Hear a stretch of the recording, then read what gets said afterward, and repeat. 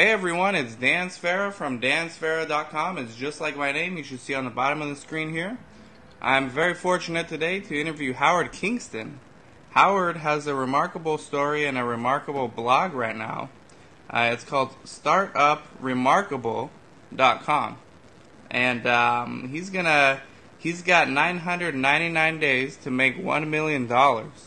And the countdown is 992 days left. So, Howard, tell us a little bit about yourself and about Startup Remarkable. Yeah, cheers, Dan. Howard, I'm an Irish guy. I am living over here in London. And I suppose about a year ago, I was doing a PhD that was really, really boring. Wasn't really particularly excited about it. And I decided to quit. So the day I handed in my resignation letter, I jumped on a plane and flew to the other side of the world, Australia. And when I was over there, I just started really kind of jumping into loads of startup stuff, started learning lots about web marketing and started blogging and stuff like that. And I recently just moved back to London, where I am now. I'm working with some different startups. And I just wanted to set myself some like crazy goal that I could just completely take over the world with. And Right. that is to make $1 million in 999 days. So I just started it last week. So Right, yeah. So your blog is new, right? You just put it up there. pretty much, Okay. yeah. And now, when you say you work with startups, do you have a piece of their equity? Are you investing in them? Or are you just consulting for them? At the moment, my main client is just consultancy. I'm working for them 4 days a week. Oh, okay. So I go in and I pretty much do all their marketing for them. And so you do the social media marketing or the traditional offline marketing. How does it work? What type of marketing do you I do? typically work with web-based startups. That's kind of the typical one. And these guys, they're a web platform, so it's nearly all web-based. There are some local event management events, but mainly I do all their email marketing, social media, all that kind of jazz, SEO, all that kind of stuff. So Fantastic. yeah. So in a way, this blog, I mean, it's so unique, and I would use the word outrageous because no one would ever predict to make $1 million in a given amount of time. Is that genuine, or is it a little bit of marketing, a little bit of self-promotion? Is it a combination of the two?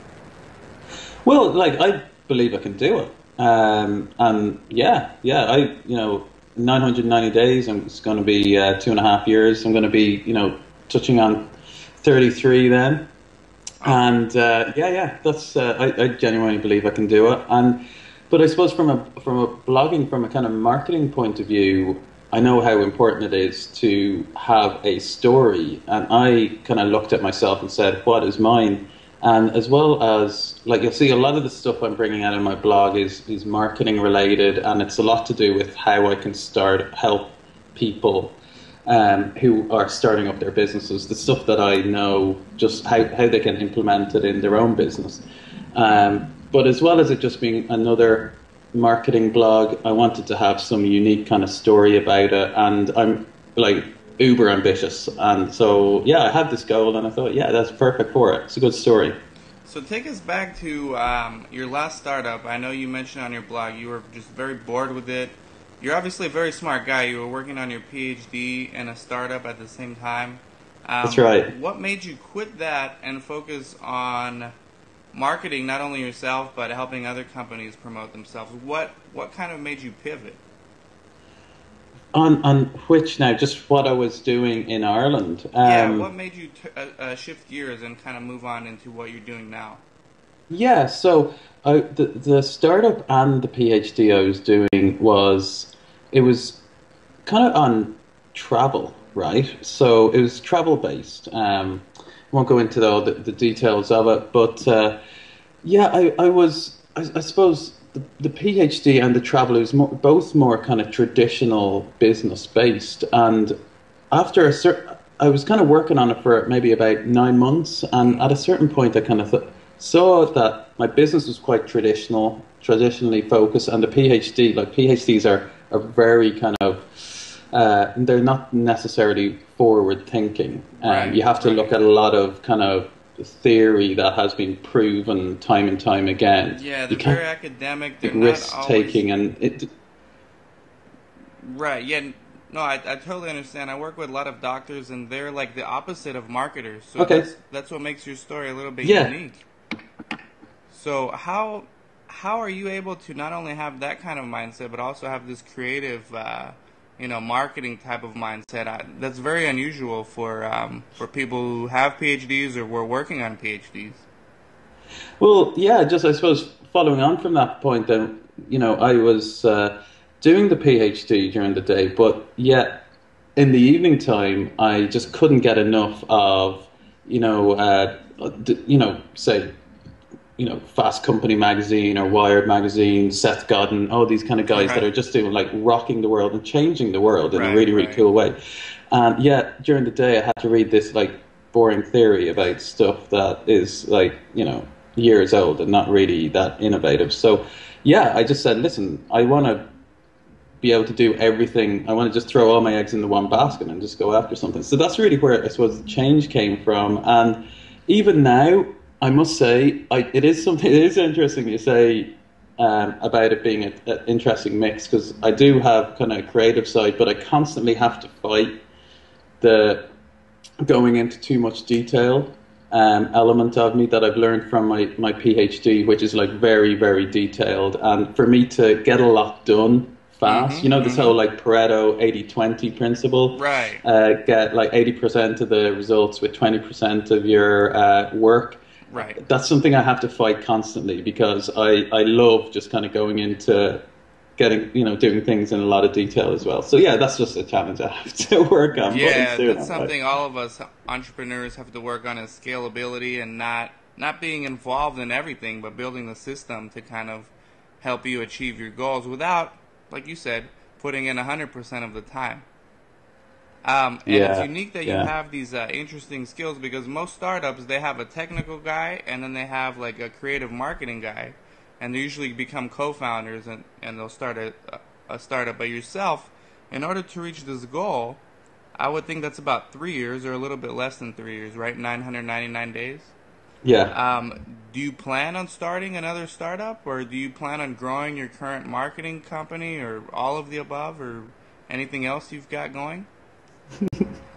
Totally. Yeah, like for me to get to that goal, it's going to have to be a seriously kick-ass startup, and that's where I want to be. I, yeah, I suppose where I'm going at the moment is kind of leaving my PhD was positioning myself on in the right direction for that, and now I'm just working with some great startups here in London, waiting until I see the opportunity for the right startup that will bring me to the $1 million, if that makes sense. So I Mm-hmm. don't Mm-hmm. have the $1 million idea yet, but I am constantly looking, and I believe I'm going in the right direction, working with the right people. So when I have a couple of ideas, but I don't have one that I know that I'm putting up that I know is ready Mm-hmm. yet. Is If one of the if that makes sense. possibilities? Yeah, it makes sense. I mean, look, I'll tell you from Yeah. my experience. My goal is to buy an NBA franchise in 30 years.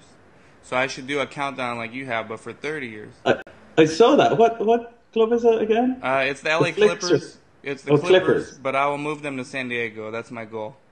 Nice, They just nice. don't know That's an that awesome yet. goal. Yeah, yeah, but I got 30 years, so it's a little longer time frame. I got to think big picture.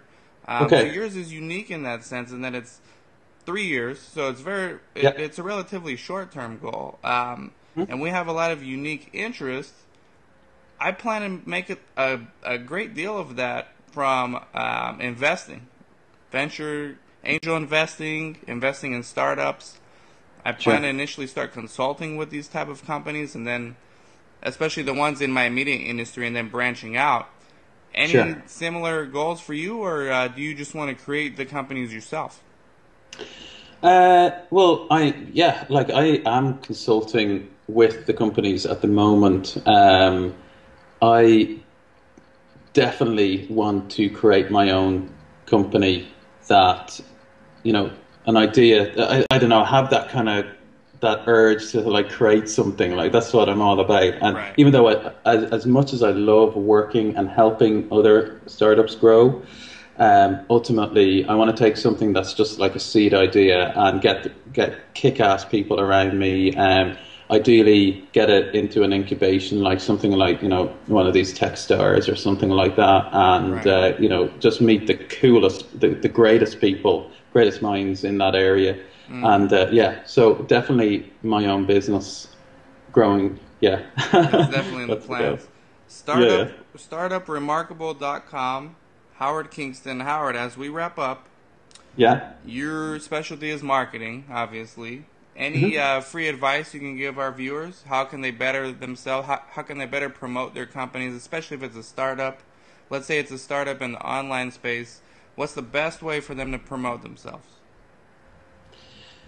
It's kind of a bit of a broad question, but I suppose as long as yeah, like as long make sure that they have a compelling story, know their customer really, really well, where they are, where they live, and with them really, like it's all kind of pretty kind of fundamental stuff.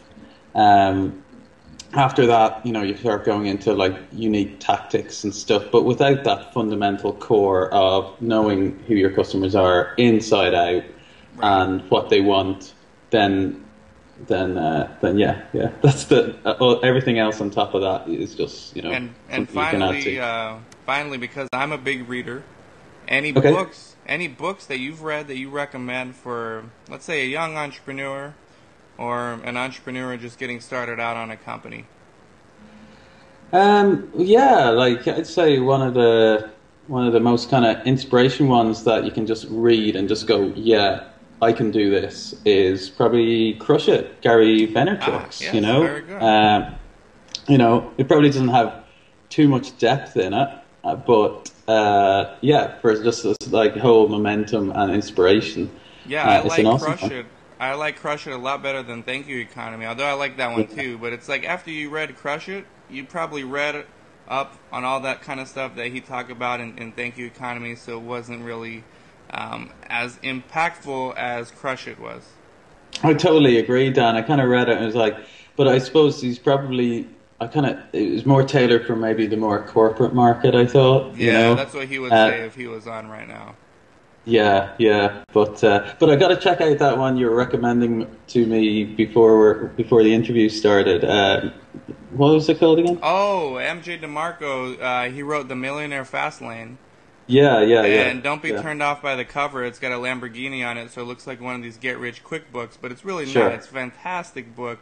I think he did that on purpose to kind of attract the people with that type of mindset, and then he just kind of flips them over and goes into great detail and full of excellent information on all things related to business.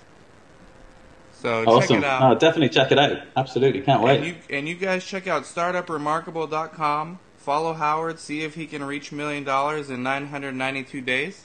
And hey, I mean, I probably have to do the same thing without putting the ticker on there because I got 30 years. So in 992 days is 3 years later. I'll only have 27 years left.